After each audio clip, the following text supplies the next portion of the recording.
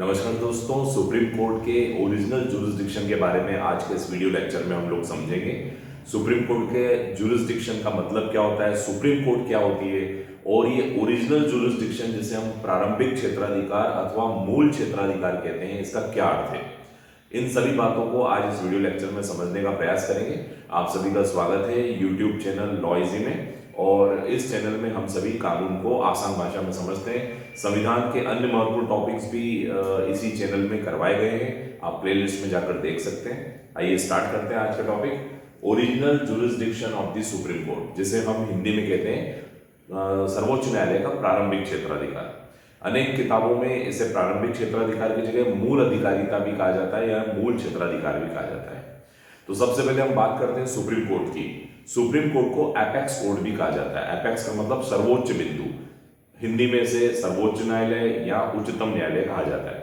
हमारे देश में जिस प्रकार संविधान ने 3 अंगों में शक्तियों को विभाजित किया है, सबसे पहले लेजिस्लेशन जिसे हम विधायिका कहते हैं, कानून बनाने की शक्ति विधायिका को दी गई है। संसद और विधानसभा हमारे देश की विधायिका है जो कानून बनाती है। इसी प्रकार कार्यपालिका मतलब एग्जीक्यूट करना, लॉ को इम्प्लीमेंट करने का जो पावर है वो एग्जीक्यूशन के पास है। जितने भी मंत्रालय हैं, प्रधानमंत्री, जितने भी मंत्रालय हैं, कलेक्टर हैं, एसपी हैं, ये सब लोग एग्जीक्यूटिव के अंदर आते हैं। इनको एडमिनिस्ट्रेशन भी बोल सकते हैं, इनको ब्यूरोक्रेट भी कहा जा सकता है।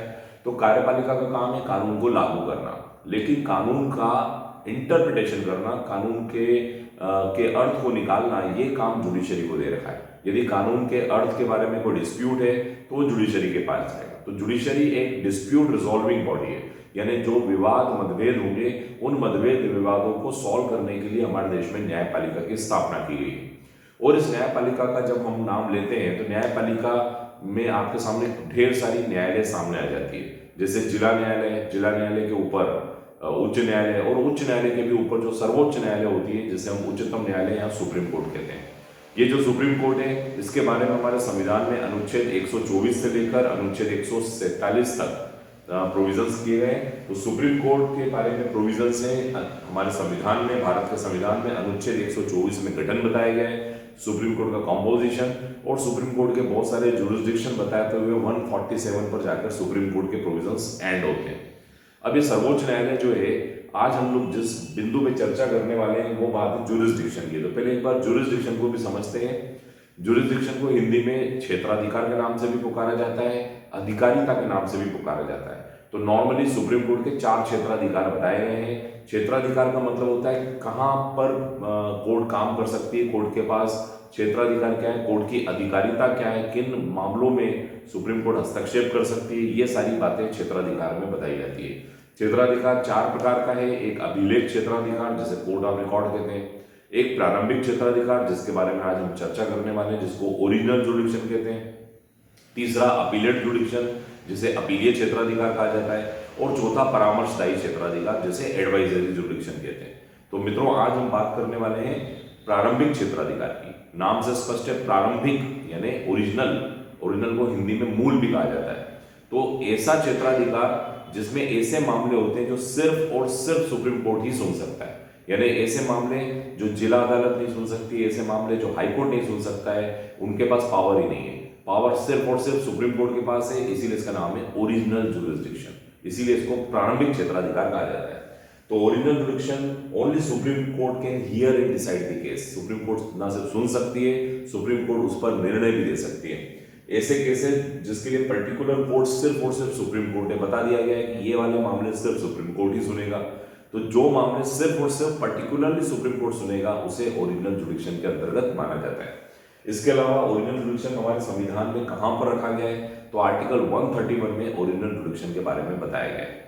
अब कौन से ऐसे मामले, अब आपके मन में एक जिज्ञासा आई होगी कि ऐसे कौन से मामले हैं जो सिर्फ और सिर्फ सुप्रीम कोर्ट सुन सकती है और अधीनस्थ न्यायालय, सबऑर्डिनेट कोर्ट, हाई कोर्ट नहीं सुन सकती है। तो सबसे पहला मामला है जब एक पक्षकार भारत की सरकार है, यानी केंद्र सरकार एक तरफ है और राज्य सरकार दूसरी तरफ है, यानी केंद्र सरकार और राज्य सरकार के बीच का कोई विवाद है, केंद्र सरकार राज्य सरकार के बीच का कोई विवाद या कोई झगड़ा है, कोई डिस्प्यूट है, तो उसको सॉल्व करने का पावर सिर्फ और सिर्फ सुप्रीम कोर्ट के पास है। इसी को ओरिजिनल जुडिक्शन के अंतर्गत रखा गया है। केंद्र सरकार, राज्य सरकार एक तरफ है और दूसरी राज्य सरकार दूसरी तरफ है। अब एक ऐसा मामला है जिसमें केंद्र सरकार और राज्य सरकार एक पक्ष है और दूसरी तरफ अन्य राज्य सरकारें पक्ष है, ऐसा कोई विवाद होगा तो यह विवाद भी सुप्रीम कोर्ट द्वारा सुना जाएगा।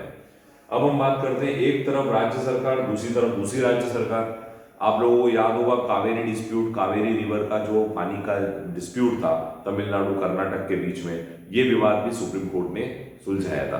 तो जब दो पार्टीज में अलग अलग राज्य सरकारें हों तो इसका मामला भी सुप्रीम कोर्ट द्वारा सुना जाएगा। आर्टिकल 32 तो आप सभी को पता ही है, मौलिक अधिकारों का जब वायलेशन होता है, किसी व्यक्ति के मौलिक अधिकारों का उल्लंघन होता है तो रिट याचिकाएं दाखिल होती है।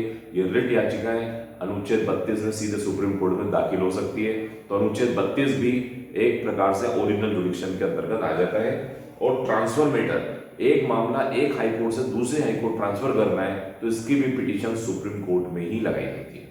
तो ये है मित्रों ओरिजिनल जुडिक्शन, जिसको हम प्रारंभिक क्षेत्राधिकार भी कहते हैं, जिसको मूल क्षेत्राधिकार भी कहते हैं। और अब आपको समझ में आया होगा कि प्रारंभिक क्षेत्राधिकार क्यों नाम दिया जाता है, क्योंकि ऐसे मामले सिर्फ और सिर्फ सुप्रीम कोर्ट द्वारा सुने जाते हैं, इसीलिए इसको प्रारंभिक क्षेत्राधिकार कहा जाता है। आज के वीडियो लेक्चर में इतना ही। I hope you enjoyed this video lecture. Kindly subscribe YouTube channel for more lectures over the constitution. Thank you so much.